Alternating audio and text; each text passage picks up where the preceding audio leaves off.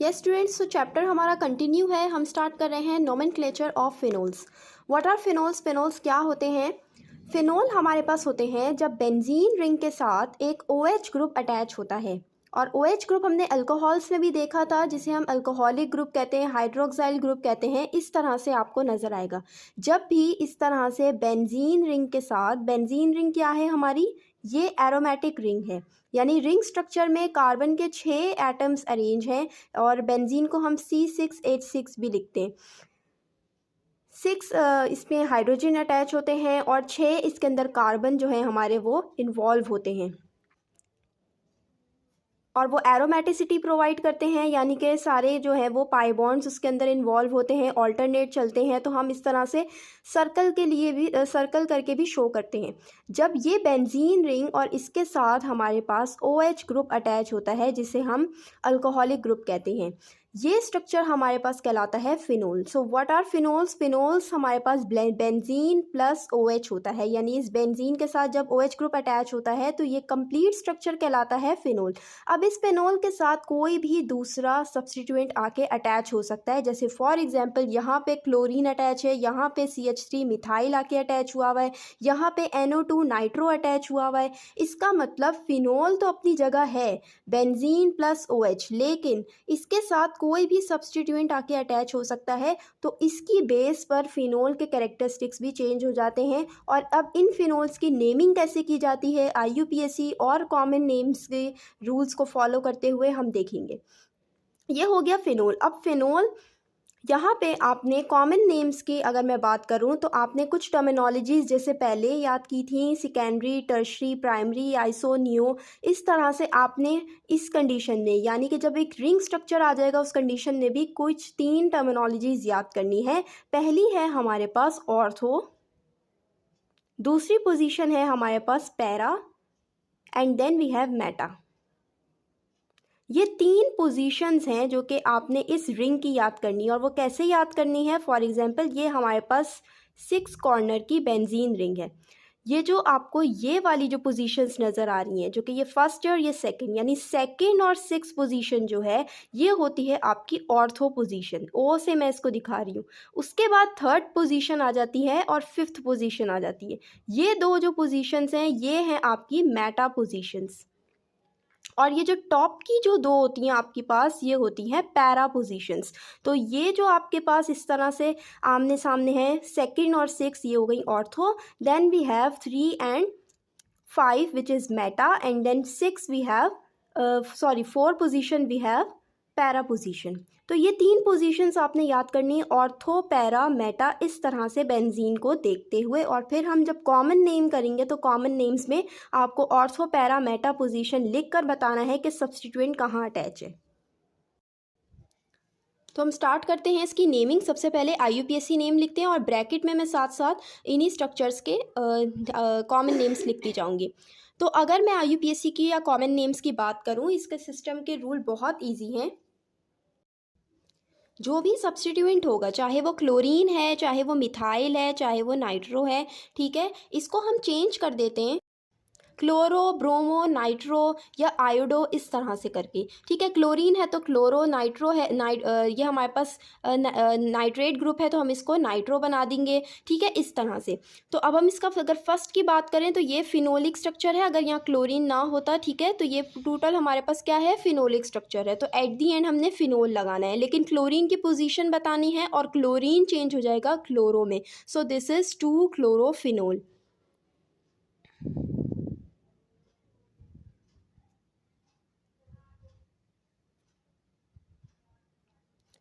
और अगर हम इसकी कॉमन नेम की बात करें तो अभी जैसे मैंने बताया ortho, Meta and para positions बताएंगे। तो ये कौन सी पोजीशन पे क्लोरीन लगा हुआ है? ऑर्थो पोजीशन पे लगा हुआ है, तो इसलिए यहाँ लिखेंगे O और डैश डाल देंगे, यानी ऑर्थो पोजीशन हमने बता दी है। नेक्स्ट वही सेम रहेगा जो IUPAC में फॉलो किया था, क्लोरोफिनोल।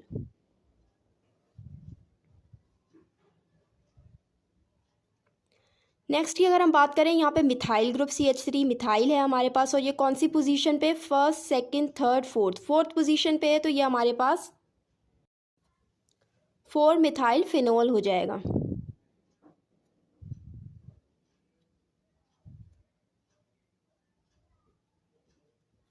और अगर हम इसके कॉमन नेम की बात करें तो यहाँ पे ये ऑर्थो पैरा मेटा वाला रूल फॉलो नहीं होगा, जाकि जैसे कि अभी आगे भी बहुत सारे स्ट्रक्चर्स हैं जहाँ पे OH ग्रुप अटैच है या CH3 ग्रुप अटैच है, तो उनके लिए एक अलग नाम यूज़ किया जाता है।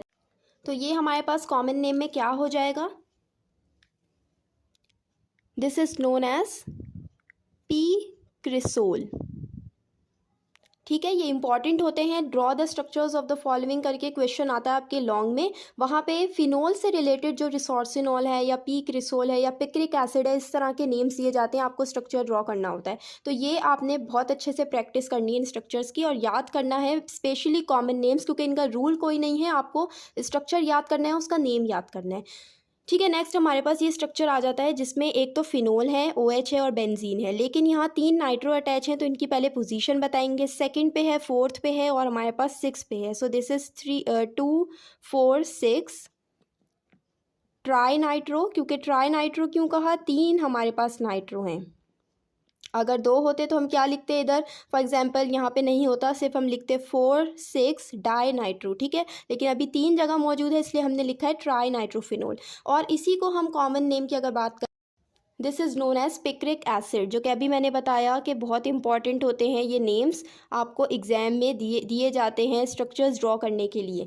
और इसका कोई रूल नहीं है पिक्रिक एसिड क्यों लिखा, ये कॉमन नेम्स का नेम होता है और आपको इसका स्ट्रक्चर याद करना है कि 3 जगह इसके नाइट्रो लगे होंगे। 2 4 6 ट्राई नाइट्रोफिनोल को पिक्रिक एसिड भी कहते हैं। नेक्स्ट हमारे पास ये स्ट्रक्चर आ जाता है जहाँ पे फर्स्ट और सेकेंड पोजिशन पे दोनों OH ग्रुप लगे। अब इसके बाद जितने भी हैं आपको OH ग्रुप लिखेंगे नज़र आएंगे। जैसे फर्स्ट पे तो ऑलरेडी है फिनोल के, लेकिन कहीं सेकंड पे, कहीं फोर्थ पे है, कहीं दोनों जगह है। तो अब इनके लिए क्या किया जाएगा, IUPAC में हम सिंपली बेंजीन का नेम मेंशन करेंगे और जो भी OH ग्रुप की पोजीशन होगी वो हम पोजीशन बताएंगे। फॉर एग्जांपल अगर इसकी बात करें तो यहाँ पे 1 पे और 2 पे हमारे पास OH ग्रुप अटैच है। ठीक है, तो देखें यहाँ पे मैंने नाम लिख दिया इसका 1,2 बेंजीन डाइओल। हम इसे इस तरह भी लिख सकते थे, बेंजीन 1,2 डाइओल। ठीक है, या तो बेंजीन का नाम पहले मेंशन कर दिया और उसकी पोजीशन बता के हमने डाइओल लिख दिया, या पहले हमने पोजीशन बता दी उसके बाद बेंजीन का नाम मेंशन करके डाइओल लिख दिया। कुछ भी करके बता सकते हैं, इसका इशू नहीं होता, लेकिन पोजीशन बताना ज़रूरी है और बेंजीन का नाम लिखना ज़रूरी है। और अगर 2 या 3 OH अटैच है तो डाई या ट्राई लिखना ज़रूरी है। और ये है इसका कॉमन नेम जो कि कैटिकॉल है। इसका कोई रूल नहीं है, इसका कोई रूल नहीं है, ये आपने नेम याद करना है, एग्जाम के लिए भी बहुत इंपॉर्टेंट है। ये नेम्स आते हैं और स्ट्रक्चर्स ड्रॉ करने को आपको कहा जाता है। नेक्स्ट है हमारे पास, देखें हमारे पास पोजीशन पे लगा हुआ है, थर्ड पोजीशन पे नाइट्रो। अब यहाँ पे अगर OH की हम बात करें ना, तो इसके लिए हम ये ऑर्थो पैरा मेटा वाला रूल फॉलो नहीं करते मोस्टली, लेकिन अगर क्लोरीन ब्रोमीन या नाइट्रो अटैच होता है तो हम उसकी पोजीशन बताते, ऑर्थो पे है, मेटा पे है या पैरा पे है। यहाँ पे मेटा पे है, तो अगर इसका कॉमन नेम अगर मैं लिखूँ ब्रैकेट वाला, तो मैं कैसे लिखूँगी कि M नाइट्रो फिनोल, और इसका जो IUPAC नेम है वो क्या हो जाएगा हमारे पास, 3 नाइट्रोफिनोल, क्योंकि हम नेम बताते हैं किसके लिए, अपने IUPAC के लिए। So this is 3 nitrophenol in IUPAC। और इसी को अगर हम मेटा ऑर्थो की पोजीशन बता के लिख रहे हैं कॉमन नेम में, तो ये क्या हो जाएगा, मेटा है तो मेटा M नाइट्रोफिनोल। नेक्स्ट हम बात करते हैं इन स्ट्रक्चर्स की। यहाँ पे हमारे पास फर्स्ट और थर्ड पोजीशन पे OH है, जिस तरह से यहाँ क्या था 1,2 बेंजीन डाइओल, तो ये क्या हो जाएगा 1,1,3 बेंजीन डाइओल, या इस तरह से लिख देंगे बेंजीन 1,3 डाइओल। ठीक है, तो ये हो जाएगा 1,3 नंबर और लेटर के बीच में, यानी कि ये नंबर है और ये लेटर है तो हम डैश लगाएंगे, ये बात आपने याद रखनी है। This is 1,3 benzene diol. और इसी को अगर हम कॉमन नेम में करेंगे तो कैसे करेंगे, हमारे पास हो जाएगा ये रिसोर्सिनॉल। ये भी बहुत इंपॉर्टेंट स्ट्रक्चर है, रिसोर्सिनॉल भी मोस्टली एग्जाम में दिया जाता है स्ट्रक्चर ड्रॉ करने के लिए। नेक्स्ट हमारे पास 1 पे 4 पे है, तो ये क्या हो जाएगा 1,4 बेंजीन डाइओल। और इसका IUPAC नेम हमारे पास होता है, सॉरी इसका हमारे पास कॉमन नेम जो है वो होता है हाइड्रोक्विनोन, ये भी मोस्टली आता है। ये वाले जो फिनोल की स्ट्रक्चर्स हैं ये मोस्टली आपको ऑर्गेनिक केमिस्ट्री में पोर्शन में आपके पास एक सवाल आता है ड्रॉ द स्ट्रक्चर्स, उसमें ये मोस्टली रिपीट होते हैं। तो आपने इनकी जो स्ट्रक्चर्स है जो आपकी बुक में गिवन है, जो एग्जाम्पल्स में गिवन है, उनको देखना है। नेक्स्ट हमारे पास है 1 2 3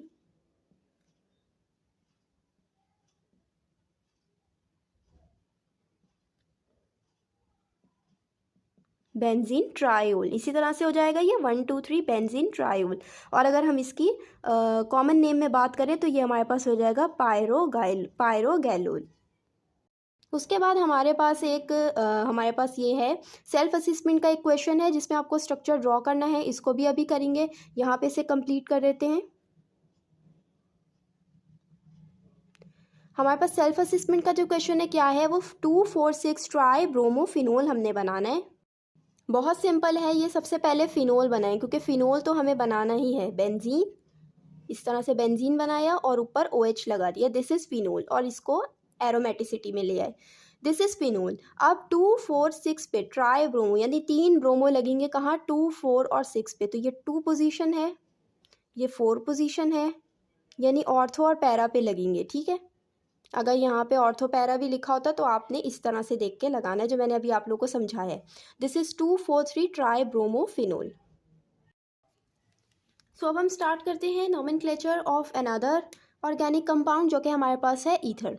ईथर क्या होते हैं, जिस तरह फिनोल को समझाए बाकियों को समझाए, हम ईथर को भी इंट्रोडक्शन में समझ लेते हैं। जब हमारे पास सेंट्रल एटम जो है वो हमारे पास ऑक्सीजन होता है, ऑक्सीजन के हमारे पास लेफ़्ट साइड पर और राइट साइड पर कार्बन अटैच होता है, या कार्बन की लंबी छोटी कोई चेन हो सकती है। So this is known as ether. जहाँ पे आपने याद रखना है, एक चेन होगी कार्बन की, या बीच में और भी कंपाउंड्स होंगे, उनमें हमारे पास जो सेंट्रल में हमारे कहीं पर भी सेंटर में आ रहा होगा हमारे पास ऑक्सीजन, यानी एक तरफ भी एट दी एंड भी कार्बन होगा और दूसरी साइड पे भी एंड में कार्बन होगा, बीच में भी बहुत सारे कार्बन होंगे, लेकिन हमारे पास सेंटर में कहीं ना कहीं ऑक्सीजन आ रहा होगा। तो ये आपने याद रखना है, this compound is known as ether, जहाँ पे कार्बन की चेन में ही ऑक्सीजन एटम आ रहा होगा। यहाँ भी हम नेमिंग अपनी स्टार्ट करते हैं। कॉमन नेम्स अगर हम इन कंपाउंड्स के लिखेंगे तो कॉमन नेम्स में आपने ये याद रखना है, जो एल्केन होता है, ठीक है, ये एल्केन होता है क्योंकि ये एल्केन की अगर हम बात करें, जो चेन होती है कार्बन की, उसकी चेंजेस होंगी। ठीक है, एल्केन का यहाँ पे हमारे पास हम चेंज कर देंगे एल्काइल के अंदर। तो जो भी एल्केन की चेन होगी वो किस साउंड में हम लिखेंगे, एल्काइल के साउंड में लिखेंगे। इथेन है तो इथाइल होगा, मिथाइल होगा, प्रोपाइल होगा, ब्यूटाइल होगा, इस तरह से। ठीक है, एल्काइल आपने याद रखना है, कॉमन नेम्स के अंदर हम करेंगे। तो यहाँ पे देखें, एक मीथेन, ये हमारे पास मिथाइल है CH3, और दूसरा हमारे पास क्या है C2H5 इथाइल है, एंड लास्ट में हम क्या ऐड कर देंगे, ईथर कर देंगे। सो एल्काइल प्लस ईथर, इस तरह से नेम करेंगे हम किसका, कॉमन नेम्स का, ईथर के। तो ये बात आपने अपने नोट्स में लिखनी है। यहाँ पे हमारे पास फर्स्ट देखें तो मैंने कहा ये हमारे पास इथाइल होता है 2 कार्बन वाला, और ये 1 कार्बन वाला हमारे पास मिथाइल होता है। सो पहले नाम किसका आएगा, जो अल्फ़ाबेटिकल ऑर्डर में पहले आ रहा होगा। M हमारे पास बाद में आता है, और जो E है हमारे पास वो पहले आता है। सो इथाइल का नाम पहले लिखेंगे, तो ये क्या बन जाएगा हमारे पास, ethyl methyl ether.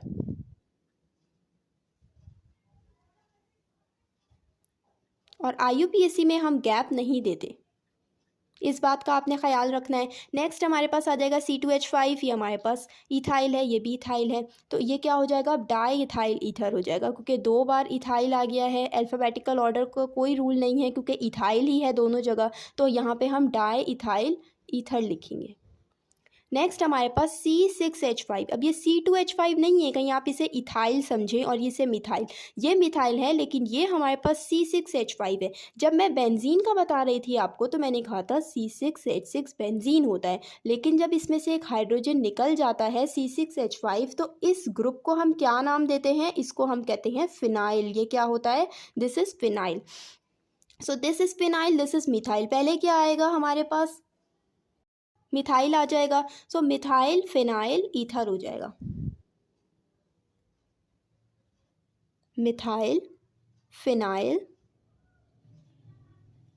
Ether. IUPAC naming करते हैं अब इसकी।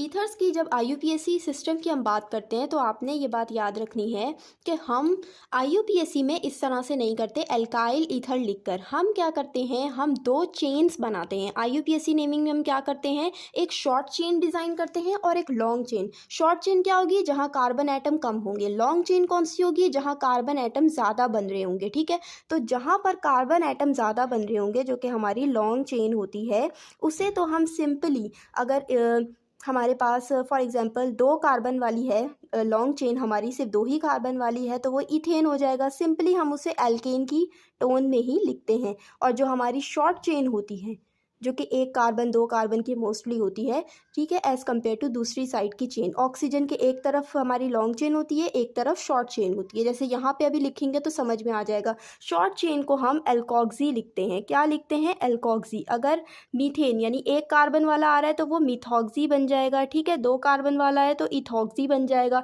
यानी शॉर्ट चेन, ऑक्सीजन के एक तरफ शॉर्ट है, एक तरफ लॉन्ग है। शॉर्ट चेन को हम मिथॉक्सी इथॉक्सी करके लिखेंगे, और जो लॉन्ग चेन होगी उसे हम एल्केन सिंपल, अगर ब्यूटेन है तो ब्यूटेन, पेंटेन है तो पेंटेन, इस तरह से। ये रूल आपने फॉलो करना है IUPAC में। अब देखें, यहाँ पे 2 कार्बन है, यहाँ पे 1 कार्बन है, ऑक्सीजन सेंटर में। ऑक्सीजन के एक तरफ कार्बन गिने, दूसरी तरफ जो शॉर्ट चेन है, ठीक है, उसका नाम हमने पहले मेंशन करना है। तो ये क्या हो जाएगा हमारे पास, मिथाइल। ये मिथाइल है CH3, तो ये हो जाएगा मिथॉक्सी। और ये अब 2 कार्बन वाला हमारे पास होता है ethane, so this is methoxy ethane. Simply ये क्या हो जाएगा, मिथॉक्सी इथेन।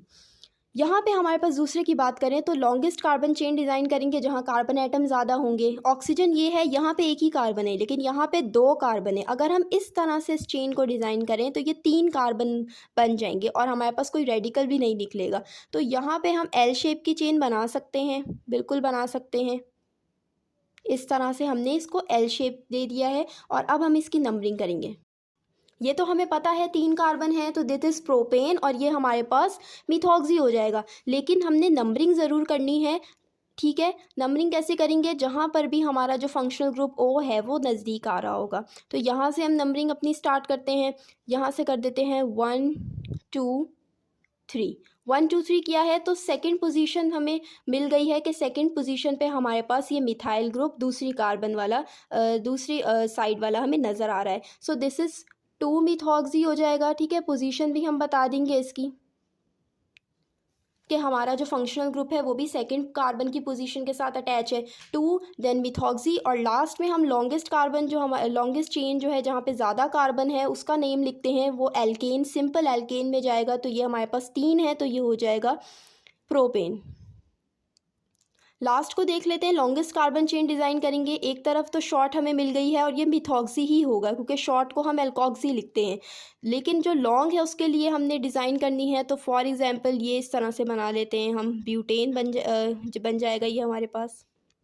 4 कार्बन आ गए। ठीक है, नंबरिंग स्टार्ट कर देते हैं हम 1 2 3 एंड 4। ठीक है, समझ आ रहा है, 1 2 3 एंड 4। तो अब हम इसका सिंपल वही नेम रूल फॉलो करेंगे। सेकंड पे हमारे पास ये लगा हुआ है तो हमने पहले इसकी पोजीशन बतानी है, 2 मिथॉक्सी। इतना काम हो गया है। अब यहाँ पे CH3 भी है। ठीक है, ये CH3 क्या है, यहाँ पे ये रेडिकल है, बाहर निकला हुआ है, तो इसकी पोजीशन भी हमने बतानी है। 2 मिथॉक्सी 2 मिथाइल ब्यूटेन। तो ये क्या हो जाएगा, 2 मिथॉक्सी 2 मिथाइल ब्यूटेन। 2 मिथाइल क्यों लिखा, क्योंकि हमारे पास ब्यूटेन 4 कार्बन की चेन बनाने के बाद एक मिथाइल ग्रुप भी निकला। अगर हम इस तरह से चेन बनाते नीचे वाले CH3 को लेके तो ये ब्यूटेन हो जाता, और यहाँ पर जो हमने पोजीशन बतानी थी कि हमारे पास एक मिथाइल ग्रुप अटैच है। अब यहाँ पर देखिए सेल्फ असेसमेंट का क्वेश्चन है, इसको सॉल्व करते हैं जल्दी से। इथाइल टर्शरी ब्यूटाइल ईथर, इसका अपने स्ट्रक्चर बनाना है। अब टर्शरी का जो वर्ड है ये बता रहा है कि ये IUPAC नेम नहीं लिखना, इसका IUPAC नेम नहीं है, तो ये कौन सा नेम है, कॉमन नेम है हमारे पास। टर्शरी में हमारे पास 3 रेडिकल्स बाहर होते हैं। ठीक है, तो यहाँ पे एक कार्बन तो हमारा बनाना ज़रूरी है जिससे हम 3 रेडिकल्स अपने बाहर कर देंगे, CH3 CH3 एंड CH3। अब ये ब्यूटाइल की कंडीशन भी जो है वो हमारे पास पूरी हो गई, ठीक है। टर्शरी ब्यूटाइल हमने यहाँ पे बना दिया है और इसके साथ हमें पता है एक ऑक्सीजन अटैच होगा क्योंकि ईथर है। ईथर में हमारे पास क्या होता है, ROR, यानी कि दोनों तरफ रेडिकल होते हैं और बीच में सेंटर में ऑक्सीजन होता है। तो ये टर्शरी ब्यूटाइल ईथर बन चुका है। टर्शरी कैसे, क्योंकि हमने कार्बन के पहले टर्शरी बनाने के लिए तीनों तरफ रेडिकल निकाले। ईथर बनाया है क्योंकि ऑक्सीजन सेंटर में होता है, ईथर है तो हमें पता चल गया है ऑक्सीजन सेंटर में। नेक्स्ट हमारे पास हमने इथाइल लिखना है, तो इथाइल हमें पता होता है कि C2H5 इथाइल है। आप इसे इस तरह से भी लिख सकते हैं, CH2CH3, जैसे मर्जी चाहे लिख दें, C2H5 या CH2CH3 खोल के भी लिख सकते हैं। So this is ethyl tertiary butyl ether. Tertiary butyl हमने पहले बनाया है, ईथर है इसलिए हमने सेंटर में ऑक्सीजन लगा दिया और हमारे पास इथाइल भी लिखा हुआ है, तो इसका मतलब दो शॉर्ट चेन है हमारे पास। जो दूसरी शॉर्ट चेन है वो कौन सी है, 2 कार्बन वाली इथाइल है। तो ये हमारे पास हो गया है कॉमन नेम का स्ट्रक्चर ईथर्स का।